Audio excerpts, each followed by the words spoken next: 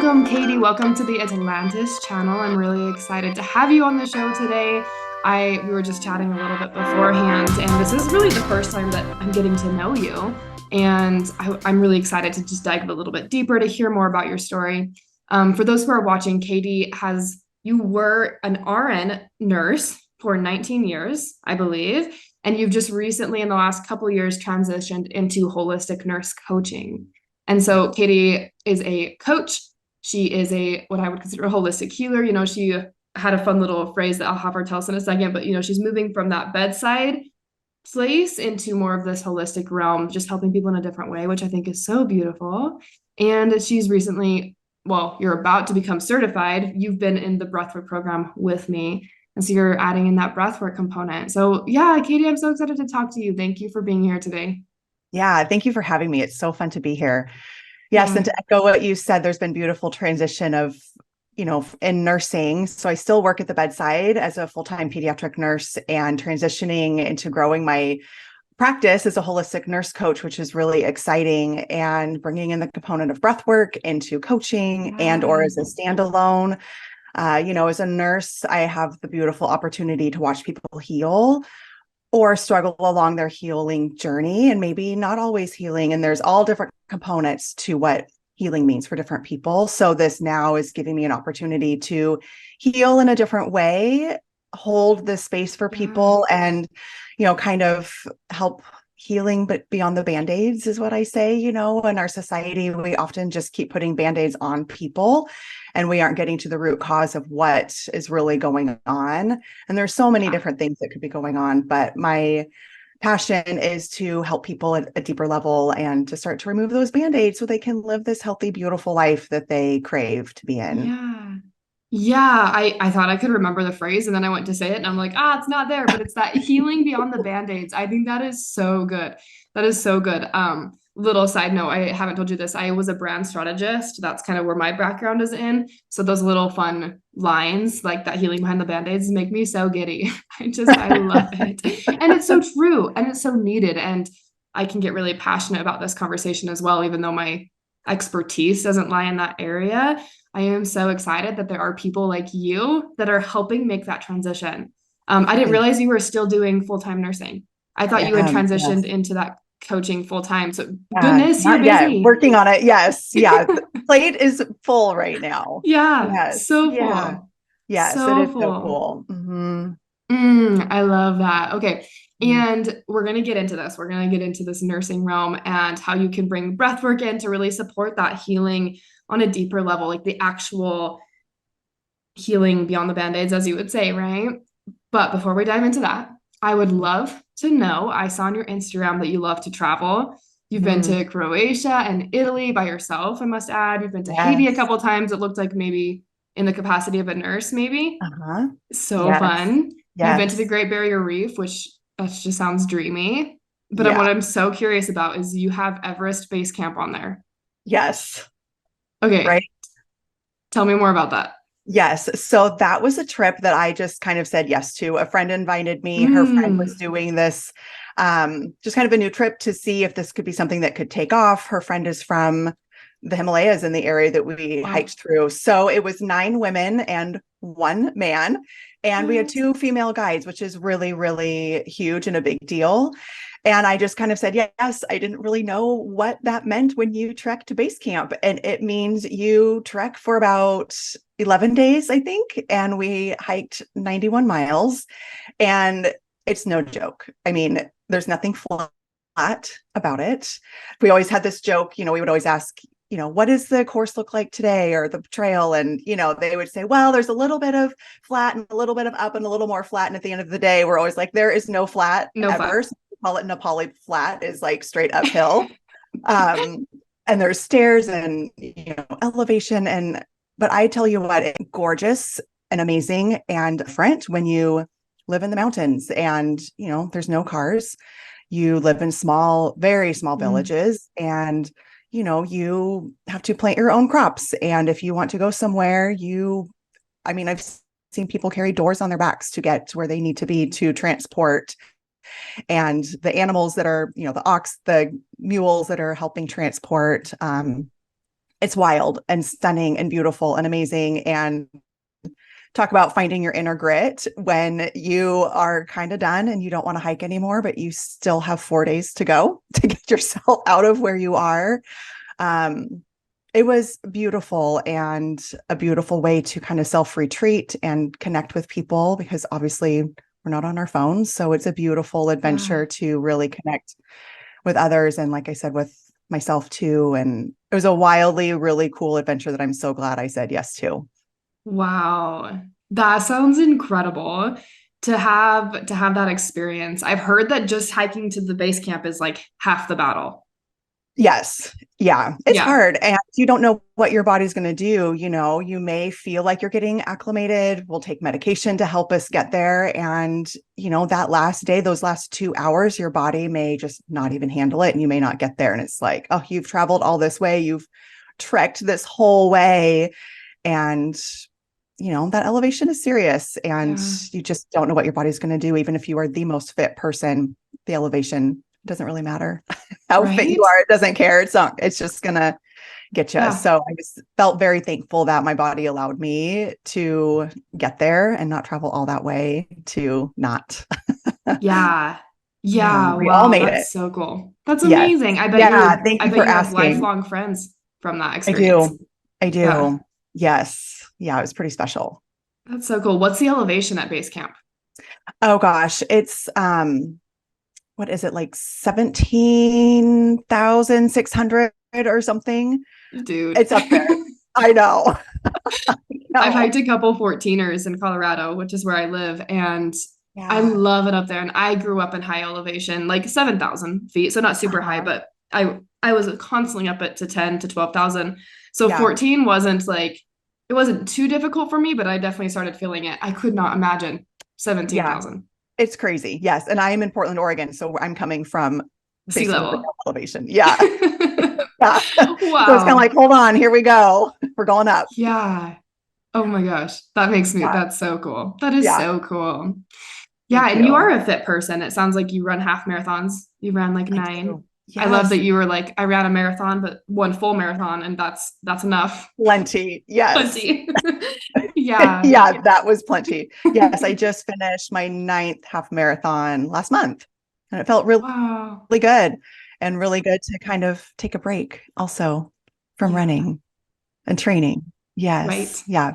It was a really good high point to end on. Mm-hmm. That's so awesome. I just interviewed Ala. She's also in the Breathwork facilitator program with me and Katie, and she does like 50Ks. Like she's a marathon runner. She has a sub-3 marathon. Like she's just wild. It was so fun to talk to her about that. But yeah. Okay. Thank you for doing that little tangent with me. Yes.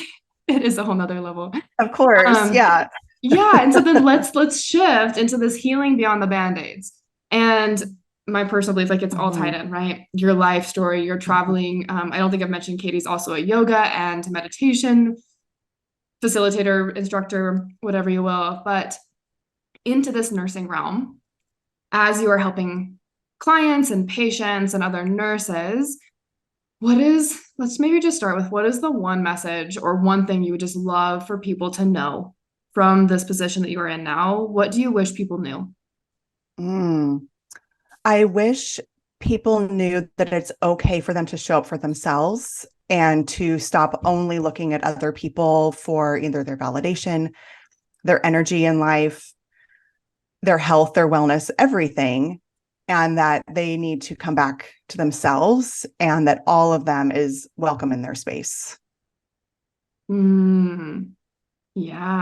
Okay. And so if somebody comes back to themselves and they really like start to understand what that looks like and what that means, that they have that, that agency and that authority to do so, what does that do for them? Man, it's almost like their eyes just kind of pop open again, as if they see themselves in the mirror of, oh my gosh, I've been here all along and I haven't been doing anything for myself. And so when I see my clients come back to them, you can just see it in their body. They smile more, they laugh more, they do more things for themselves. And even if it's simple of, I sat down and read a book for 30 minutes today because that's what I wanted to do. And I didn't go and do this other thing I didn't want to do, which we do all of the time. And people please like crazy, and that simple gesture for themselves and the giving permission to do what they want to do, it just lets them stand taller and walk forward in their own path instead of looking to everybody else for their guidance. It gets them back on their own path so that they can be their own guide. Yeah. Yeah. So when you say clients, do you primarily, are you talking about, are they nurses? Right now, yes. Okay. Yes. As a nurse coach, I coach anyone. And obviously, I know a lot of nurses. So naturally, Gotcha. Okay. I'm coaching nurses right now. I have two other clients that are not nurses, and they're 28, one is 18. So I have this kind of big, broad little group of people that I'm coaching. And, especially for the nurses and for the non-nurses too, everyone kind of has the same theme: is they're burnout, they're stressed, there's no time, they're overwhelmed, they're people pleasing, and kind of, yes, how do I come back to myself? How do I stick up for myself with boundaries? How do I find 5 minutes in the day for myself? And then it's so powerful because we get to co-create together. It's not a space where they show up and I have the agenda for them and tell them what to do. I get to nudge them and support them and cheer them on of, okay, well, what does that look like? What do you want? And get them to where they want to be. And, as I'm thinking of a client, we wrap up our sessions tomorrow, and she is a nurse and she just felt like she just had no energy. And there's a lot of personal things that have been holding her back. And she now just tells me that she has these tools to move forward. We do mindfulness in every session, and that has been a big, big shift for her, to just pause and breathe and have some time to be with herself. And just even that little tool for her helps her move on. That, hopefully it's a launching pad, and the goal is to not have to work together. Of course, we always can, but the goal is to give her the tools to just thrive in her own way. Yeah, that's amazing. And so this is cool and interesting because for some reason when you said you are a holistic nurse coach, I'm like in my mind I'm like, okay, you help nurses, like that's your target audience coaching, but what's cool and I'm realizing is you can help anyone, but you bring that expertise as a nurse and a holistic healer and coach to the table, which I think is such a powerful, powerful combination of expertise, because you really understand like this nursing realm. I don't know the language here, but there's a lot of people out there that turn to medical professionals as that authority figure, right? To really help them understand how to heal. But there's also, I'm curious what your thoughts are on this. Within that system, a lot of times it really is just about the Band-Aid and not about that deeper healing. Which is amazing in its own way. But so this is super cool that you get to bring that expertise as a nurse. You understand the Band-Aids and you understand like that deeper, even like emotional healing and the components of that. Yes. Wow. And that's where I think this is really beautiful, because as a nurse, obviously I've taken care of thousands of people in my almost 20 years of nursing, and every single person has a different walk of life. I primarily do pediatric oncology, and cancer doesn't care who you are or your wealth or what you come with. So I get to show up not knowing some days, who I'm going to care for and what that brings. And obviously there is 100% a time and place for medicine. I fully believe that. And beyond the medicine, the emotions that are there, the healing that needs to happen in addition to medicine. And also sometimes that healing can transition some people off of medicine, particularly an adult, whether it's like a blood pressure medicine. It's like, okay, well, let's breathe, have some mindfulness, talk about what's really going on. And then maybe they can transition off of a medication that they don't want to be on, but they don't know how to get off of that. And also then back to the pediatrics, there's the parents and siblings that are also needing to heal with this big chronic crisis that's happening in a family, whether it's going to be a short-term crisis or a long-term, lifelong It's a great time or opportunity rather, to know that beyond the patient, the family is seen and taken care of also, and provide them with healing and space to be held. I think that is something that doesn't happen often, or if it does, there's not time for it. And the nurse craves to do that. And, nurses are running all over the place and multitasking, and there's these patients, and we're always thinking of, I'm here right now with this patient, but I know I have all of these other things I need to go and do. And you want to support them, Yeah. and you can't. And sometimes that's the most beautiful thing to give to someone, is to be able to literally sit down, look them in the eyes, and just let them be what they need to be. So that's where I get to step in now as a coach, whether it's a patient or not, it can be anyone, to simply invite people in to sit and to be. And it's like, okay, like, let's go there. Let's go deep and let's get vulnerable and shift and get you back to the life that you see for yourself. Wow, I am so excited, and I just felt so much like love and joy about this work that you're doing, because what I see a lot of is I see a lot of people that are like really in the medicine, or a lot of people that are almost like anti-medicine, right? They're really against the Mm-hmm. medicine. And I think it's so powerful, Katie, that you are right here to bridge that gap that I think is so important and so needed and so useful, in the way that you're able to hold that space as a caretaker, as someone who really truly understands, to hold that space for someone to come with what they need, to come where they're at.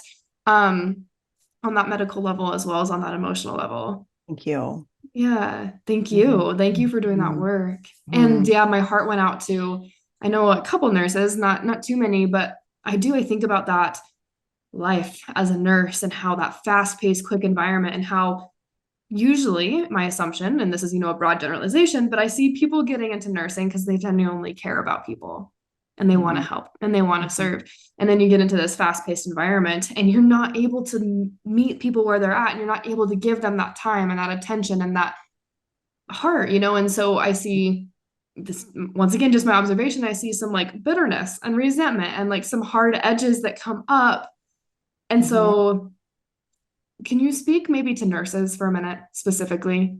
Mhm. Someone in the role of a nurse, because you know that intimately. And Mhm. what advice would you give to a nurse who's like, they care and they love, but they're also just like burnt out, like you said, they're overwhelmed, and they're in Mhm. this place, it's like, what do I do, Yeah. you Yeah. know Nursing is in a really unique situation right now where, we're short staffed, we're post COVID.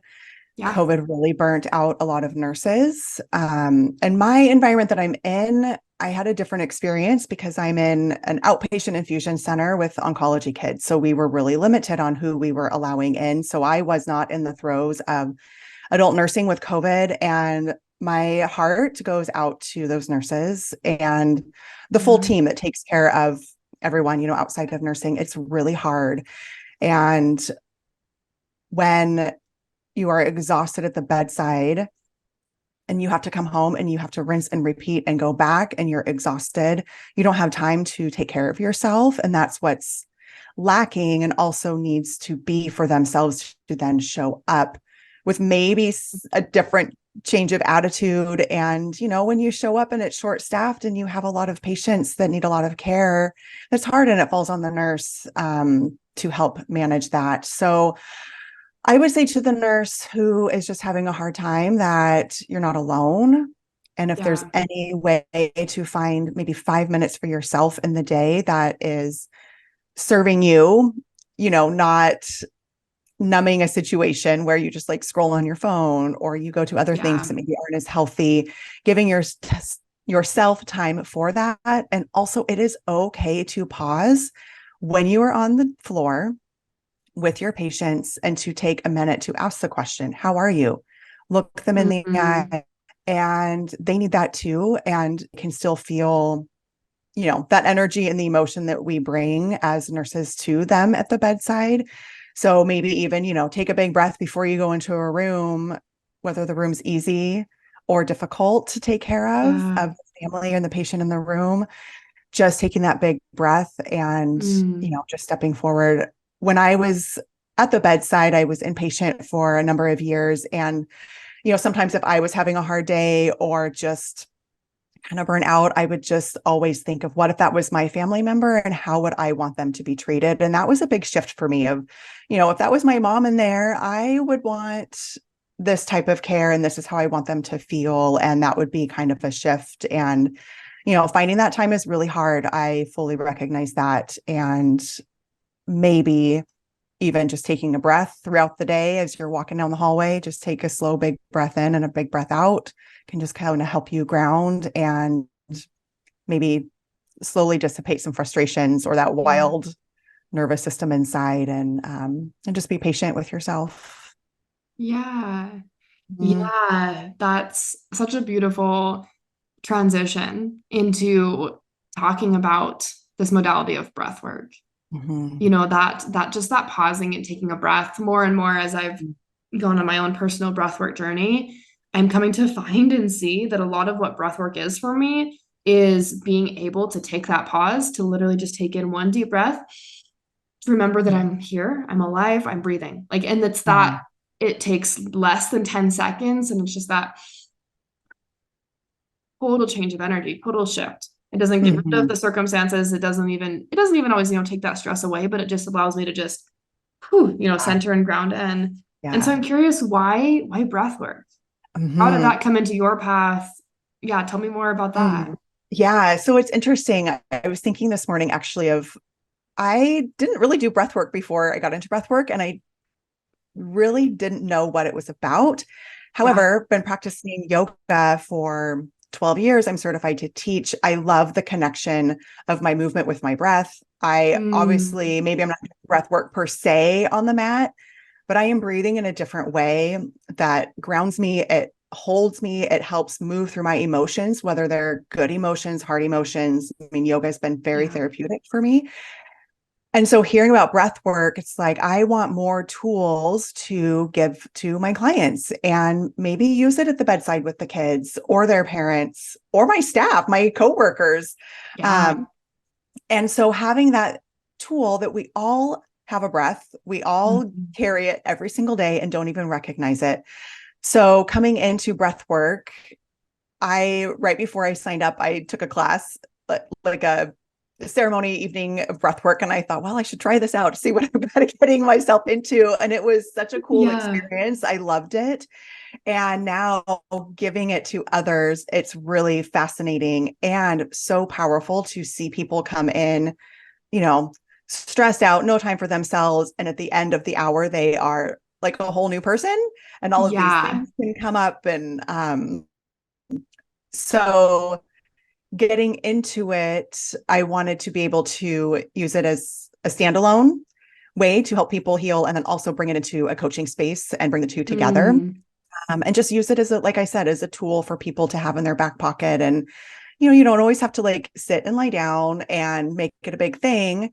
I often, when I go on a walk, I'll just slow my breath. I'll think about breathing in through my nose and out my mouth and just be really intentional and bring my breathing, we often only breathe to here. It's like, hello, our whole body is missing that full breath. So it feels really good to maybe even walk at the slow pace and breathe and just really connect to where I'm at with my body. And it just feels so good. Yeah, that's so interesting that you just dove in. You were just like, I need this. I don't know why or where this is going to lead, but I'm going to do this. And I think that a lot of those times, those just divine drop-ins, if you will, they're so intriguing to me. They're so intriguing because it's always, just that leap of faith.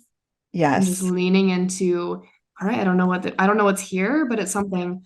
And specifically with the breath, I have been in the last just couple weeks, as I've gone through this program's intense, right? That we've been going through, me and Katie. And I've been going through it, and then I graduated. And so I've had a pause, right? I've kind of had a pause these last 2 weeks from really being in it. And it's interesting to me to notice how much those tiny moments, as I mentioned earlier, make such an impact. And it's so simple. I don't even have language around it right now to the degree that I desire to, but somebody put it this way, they often talk about the basic needs of life as Mhm. what? Food, shelter, water, and Right. companionship. Hmm. But I don't like nobody talks about air Yeah. and breath, right? And it's like kind of like somebody said that to me the other day. I was like, that's so interesting because Yeah. literally like that breath and that air, that Hmm. is a basic need of life. It is something Hmm. that if it's cut off, it can't be cut off for, more than a couple minutes or else there's some serious Right. repercussions. Yes. And I think more than just, acknowledging that that's a basic need of life, what's so fascinating to me is that we don't think of it as a basic need because it is so, we're used to it. We don't even think Yeah. about it. We just don't Yeah. even think about it. No, no. You know what I mean? Yeah. It's just wacky to me. And so what has shifted in your life from this thing that has always been here? You've always been breathing, you've always had Mhm. breath, but now you're like immersed in the breath. What has Uh, shifted for you as you brought your yeah. awareness to your breath? Yes. I am more intentional with if I feel a certain way or if I'm feeling anxious or, I want to be energized for, maybe something like this or before my client calls, I Yeah. will just like take sometimes a literal minute. That's it. And just do like shift my breath, tap into it, feel Mm, connected to myself, and just using that tool and be like, oh, hey, I have this right here with me right now. I can do this, in my parked car. I can do it as soon as I step in my yeah. home to transition into my evening, away from work or whatever I want to shift away from on my walk. And it just that pause, just like you said, even if it is 1 minute, it just allows me to then get up and be like, okay, I feel good. And Yeah. that just kind of helped me a little bit. And that's what I needed. And yeah, it just feels really good to just think of it and not have to be like, oh my gosh, that's a chore. I have to do that. It's like, okay, just take 1 minute, Yeah. 5 minutes. And usually 1 minute turns into longer because I'm not done yet. I'm like, no, Right. I You're need to like, oh, sit I here need a little more. bit more. Yeah. Yeah. Yeah. I'm not quite ready. And then, like I said, that transition after just feels like, okay, I can, carry on with Uh, whatever I need to carry on with. so good. Okay. Can I bring a little bit of science into this? Yeah. I hope I'm going to get this right. Um, I'm kind of repeating something that another one of my interviewees was talking to, but I think Mhm. it's so cool to bring it into the conversation right now. She was telling me that she learned this concept specifically in the book, The Body Keeps the Score. Ooh, I mhm. don't know if you're familiar with that one. It's Familiar. fantastic. Mhm. Yeah. Yes. And so when she said this, I was like, oh my gosh, that just it made so much sense to me. Um, don't anyone quote me on the science stuff. I'm just going to name that here. We'll go deeper into the research. Someday I'll present it perfectly. But the concept when we take in information, through our senses, like we're doing all day long, Mhm. it goes into our brainstem. And I do know that so there's the amygdala, which is Mhm. responsible for the fight, flight, or freeze kind Mhm. of systems, right? Those parts of our Mhm. nervous system. Mhm. And what she was talking about is how all of the information that comes in, at some point, it gets filtered through that amygdala before Mhm. going to the rest of our brain, right? And especially to Mhm. that prefrontal cortex, which is where we have our higher thinking skills and capabilities. And so what she was talking about is when it goes to that amygdala to, filter through, make sure there's not that need for an immediate reaction for that protection and for safety. Mhm. Excuse me.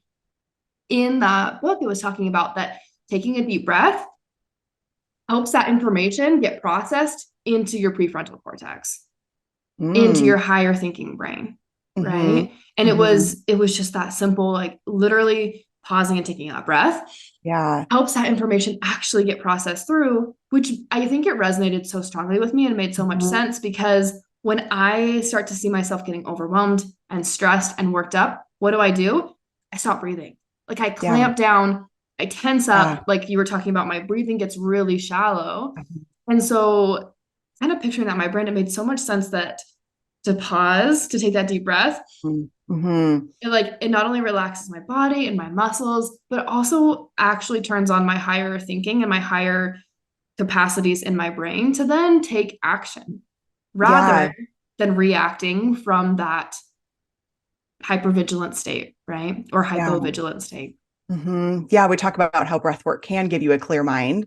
So maybe Mm-hmm. that's kind of like the thought behind it is that's how it can Yeah. clear you up. And I have a similar picture that I have in my mind when I will breathe of, using the breath kind of like to scoop up within my body of what I don't need. I just Yeah. pictured like the little air going to like the tiny little crevices in our body and like, oh, that's where that anxiety is. That's where that frustration is. And, on the exhale, kind of like scoop up and just like Yeah. push it out is what I kind of like to think for myself and I'll do in sessions. And yeah, just using that power of that breath to circulate and move everything and just let it not be stagnant and sit there because we don't need it. Yeah. Yeah. Yeah. Yeah. And so breath work and coaching and this holistic healing, especially that healing beyond the Band-Aid. Um, Mm, what is one last thing you would like for your potential clients to know? If mm, they're like, okay, this is intriguing to me. I'm kind of feeling burnt out. I'm kind of feeling stressed. I'm feeling overwhelmed. And I would really like to, and specifically, I'm kind of sensing that a lot of those clients might also be dealing with a physical symptom, right? Like you mentioned high blood yeah. pressure earlier, Mhm, like they're having some sort of physical, maybe a gut issue or something. They're like, I just really would like to get on top of this. I can see that there's a link to stress, but I just don't know. I just don't even know. Um, mhm, one, what would you say to them? And mhm. two, how could they find you? How could they reach out to you? Yes. I would say to those that are listening is that the space I create is for everyone and it's a safe Mm, space to be.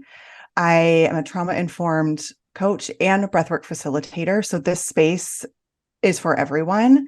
And my hope is to literally just provide space for people to just show up as themselves and know that their wholeness is waiting for them and that we can get mm, them there. And, I hold the vision for them as much as they may not hold their vision. yeah, I get the fun job of holding that vision and to bridge the gap. And they can show up with, here's what's going on. It's like, okay, let's yeah, go. Let's get there. Let's work together.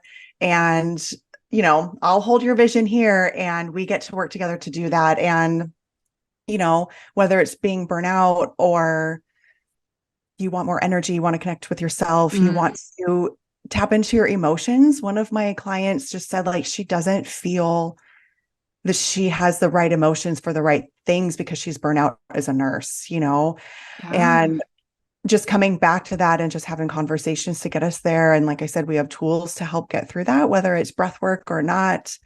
There's space here for everyone. And I just love to hold the space and connect. I will say, even at myself as a coach, the connection is kind of life-saving and having someone that you can connect with, whether it's me as the coach or the client, that connection itself can be really, really therapeutic. We all know that connection is yeah, key. And we get to create our own community with the two of us. And I get to be the cheerleader and get people where they need to be and help them just kind of get rid of all of that muck and get clear and get them yeah. to where they want to be. Um, Mm, yeah, it's really powerful. It's really amazing to see people transition and feel good and set them on their way. I do have coaching space available. I have breathwork space available. We can do the two together. They can be standalone. I can most easily be found on Instagram at katieallender.wellnesscoach. And mm, Allender, I'll spell it because it's a little tricky. It's Allender. So Katie Allender at Wellness Coach on Instagram. Reach out. I love to connect with people if there's questions of what is a nurse coach? What is breath work? yeah. Whatever. It's just so fun to connect. And I'm really loving that too. So if there's any questions, I would love for anyone to reach out and just have a conversation. That's so beautiful. Thank you for sharing that. And I just want to second that sometimes as like from a client perspective, sometimes there's this, and because I've been there, where it's like, I know I want something more. I know that the more is available and there's big potential out there for me, but I don't even know what that is. You were talking about holding that vision for your clients. What's so beautiful about having a coach, especially someone who's in a realm that intrigues you as a client, is they can help you create and hold that vision for you while you're still in the like that you have so much muck in there, right? It needs to be cleared Yeah. out and space has to be created. And so you get to, as a coach, you get to hold that vision and help them craft that vision once they're ready Mhm. and in a space to do so. I think that's Mhm. so beautiful. Thank Yeah. you so much, Katie. I will link to your Instagram below in the show notes so people can just go down, click there, go right to you. And I appreciate you being here. Yes. Thank you for having me. This was really, really fun. And thank you for letting me share about coaching and breath work. And it's been really, really fun to connect today.